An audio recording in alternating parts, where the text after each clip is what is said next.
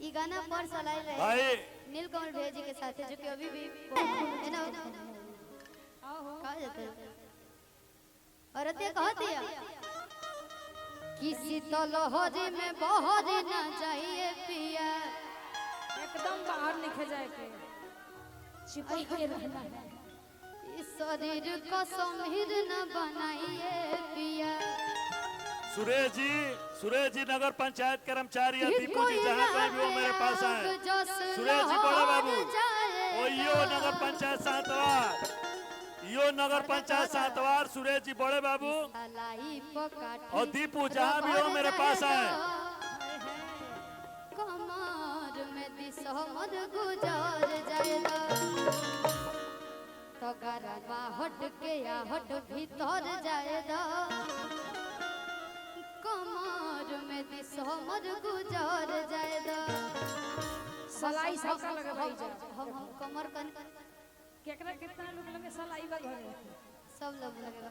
देखो उमा एक जना फेंकिए देला अगर गर्लफ्रेंड होई ना तो बहुत मार मारे ना ना रगड़े तो सिलाई पे काठी आई हम लगे भैया कि गरबा हट के हट भीतर जाएगा कमर में दिसमर गुजार जाएगा।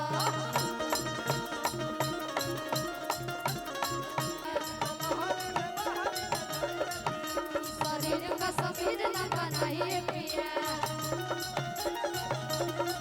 शीतल लहरी में बहरी न जाइए पिया शरीर का समीर न बनाइए पिया।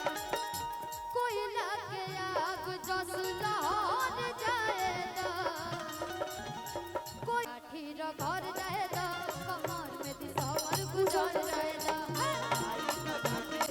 हट भीतर जाएगा कमर में दिसमर गुजार जाएगा।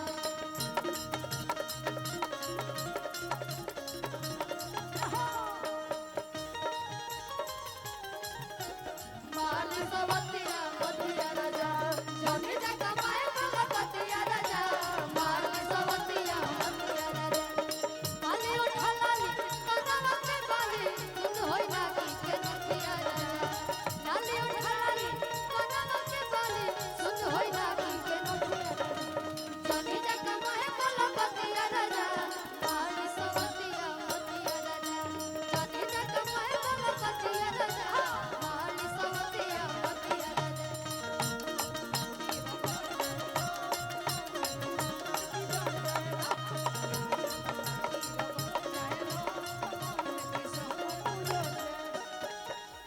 कहत रे का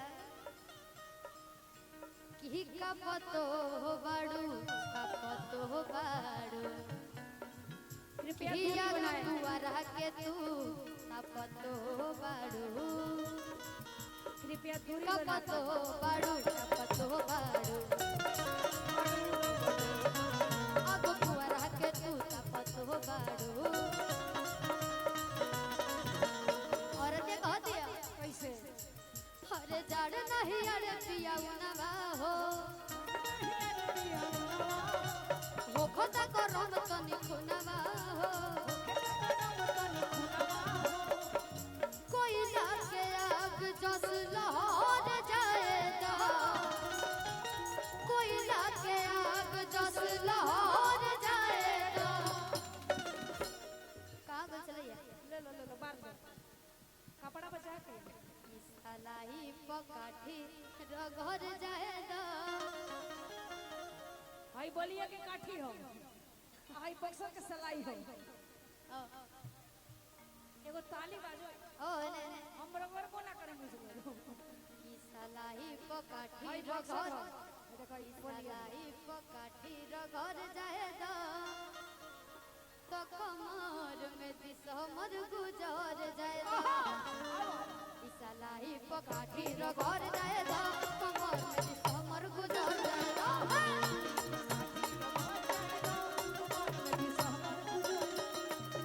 हट के हट भीतर जाएगा कमर में दिसमर गुजार जाएगा।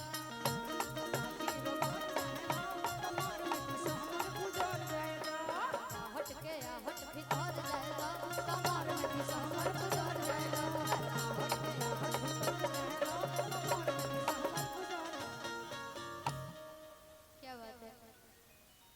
मैं चाहूंगी कि शिवानी सिंह के लिए एक जोरदार ताली तो बजती रहे। कहना है कि कोई बात न सुने तो सुनाने से क्या फायदा, और चोट न समझे कोई तो दिखाने से क्या फायदा। और बताइए इस बलिया में भोजपुरी गाने पे भी ताली न बजे तो इस हथवार में गाना गाने से क्या फायदा। हाँ?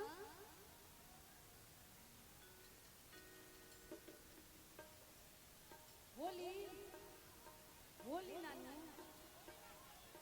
होली ना, होली तो होला सरस्वती पूजा के दिन। अभी होली ना। अभी गान से पाप लग जाई।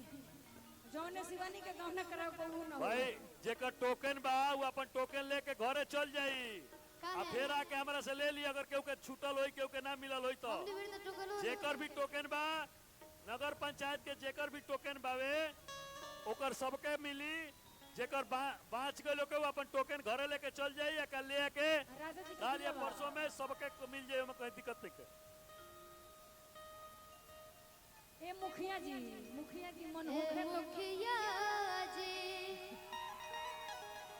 ए मुखिया जी, ए मुखिया जी मन होखे तो बोली। नहीं तो रउआ कई बार दास वाला गोली।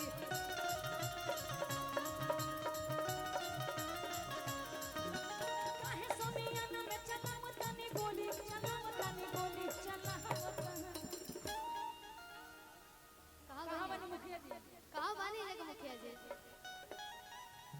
ए कि ये मुखिया जी, ए मुखिया जी, ए मुखिया जी मन होके तो बोली। नहीं तो रउआ खाई बरदास वाला गोली।